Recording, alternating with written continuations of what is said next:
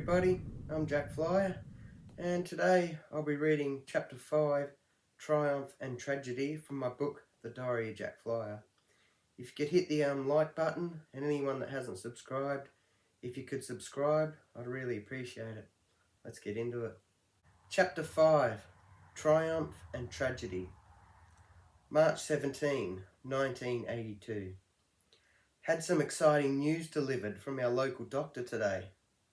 We are pregnant. Well, Doris is anyway.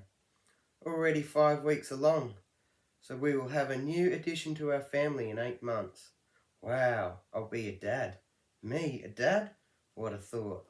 We had a good run in the aviation world with no recent accidents until I heard this morning a Cessna had gone missing over the Dandenong Ranges. We had some nasty weather here today, so I hope they find him soon.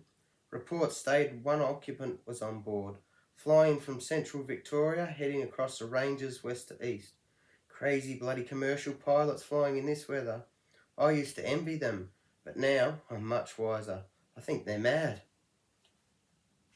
March 19, 1982. I received a call from old Charlie yesterday about a cheap plane for sale, only needing minor repairs. We went down to check it out, and she's a little beauty. It's called the Storey, a Steve Cohen and Frank Bailey 1978 design. 3-axis control with a mostly single-surface wire-braced wing, open seating, and apparently a delight to fly.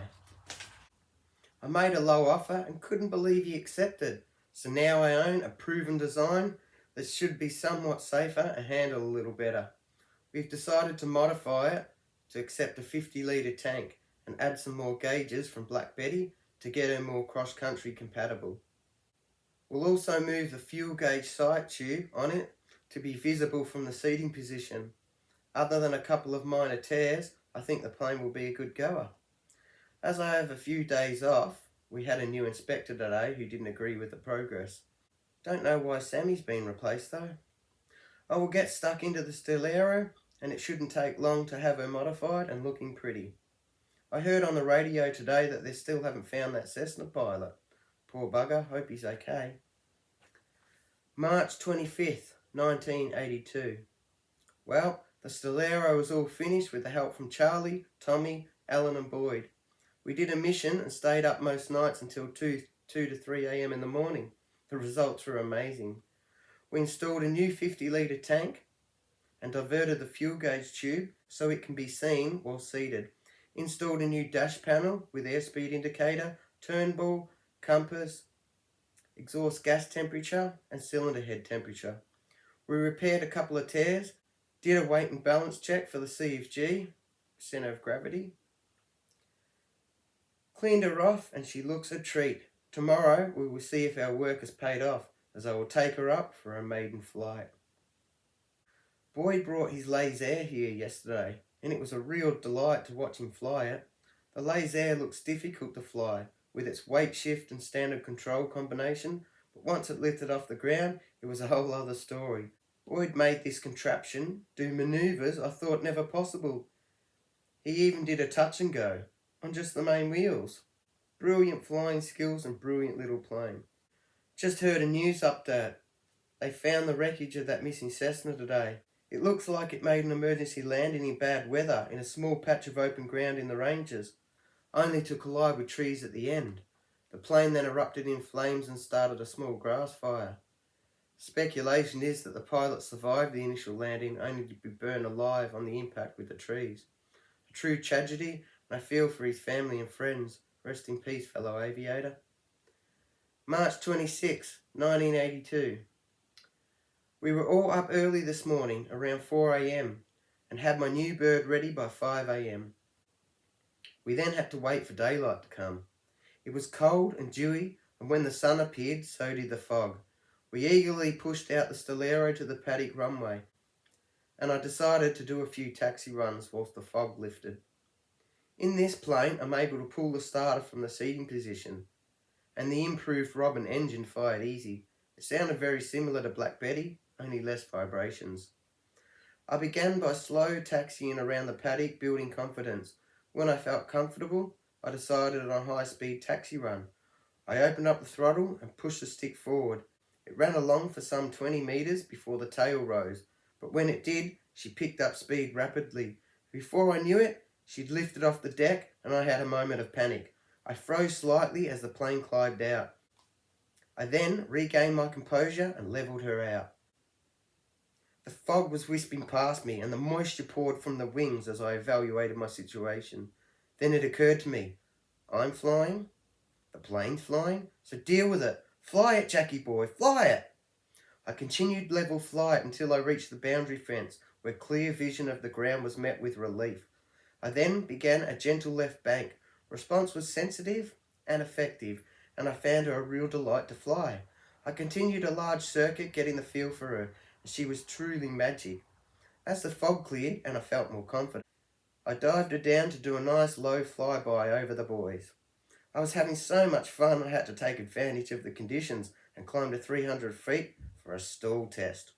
I dropped to idle, held her level. As the nose rose, she started sinking. I pulled full back, but she just continued a slow descent. Was that it? Wow, that was benign, and I must add, my first stall test. Stall was 19 knots, fully loaded. Whilst enjoying my new beast in the air, I noticed Charlie taxiing in the paddock, and I was able to have a bird's eye view of his takeoff and watched him circle below me. Eventually, we reached the same altitude and Charlie pulled alongside me. No words could describe watching him floating beside me, bobbing up and down like a cork adrift in an open ocean current. Amazing. After a couple of circuits together, he hand signalled me to follow him. I slowed down and manoeuvred behind him, but instantly encountered harsh thumping turbulence, and this frightened me. So I immediately moved to the right of him and found smooth air again. We headed west to pick up the Coldstream West Road. I was a little nervous in the new plane, and after my last flight a couple of months back, and I still have pain, slightly worried. I had 45 litres on board, which should get me some 3 hours or more. We continued to follow the Coldstream West Road in our formation, and were met by some awesome views of the Yarra River. I watched old Charlie as he descended below the treetops to skim the glass-like river. I couldn't help but join him at a slightly different altitude, about 20 to 30 feet. What an amazing feeling, drifting across the river with its steam like fog radiating off the water, swaying my plane from left to right, enjoying the smooth, spectacular ride. Truly majestic, and all I'd ever dreamt about. We climbed above the Henley Bridge and turned north over the golf course. Plenty of nice soft grass down there to land. Not sure if they'd appreciate a touch and go on the fairway though. We then headed back along the Coldstream West Road, then flew over the township where we conducted several circuits, hoping to draw attention from onlookers below. See and be seen, they say, before heading home. I signalled Charlie to land first as I circled my property. I then proceeded to make my approach with caution, and I must say the Solero handled superb on approach. However, I had decided to three-point her instead of listening to the old owner tell me specifically to wheel her land, or she'll ground loop. I didn't know what he really meant by ground loop, but I figured I'd be safer landing the way I know. I rounded out and began to flare, but she touched down with the tail still up despite me having full back pressure, and a high bounce occurred, followed by several more. As she started to settle, she began rolling to the left, and even with full opposite rudder, I could not control the swift left turn. It turned 90 degrees, and the right wingtip slightly dug into the ground, and she came to a stop. I climbed out shaking, but with a feeling of accomplishment. Charlie was right on top of me, cursing me for not wheeling it in. Come on, Jackie boy, round again, and wheel her this puppy down. No more ground looping. A quick look over the wing proved all good, so I jumped back in and was soon up and ready for a final approach again. I rounded out and was recalling the technique I'd been told. Let her come down. When she touches the ground, throw the stick forward, start pedaling the rudder to keep her straight. Keep applying forward pressure until the tail drops and comes to a stop. Awesome! A perfect greased out wheeler landing was achieved, without her drifting uncontrollably. I felt nothing could bring me down at that moment, but as it turned out, I was wrong. Doris was at the hangar waiting for me, so I knew something was wrong as she never comes out here. She informed me I had a phone call from my boss, whom was letting me know Sammy, our building inspector, and now my friend, had been killed in a recent plane crash. I stood in disbelief. Then it dawned on me. The lost Cessna found with the burnt pilot was Sammy.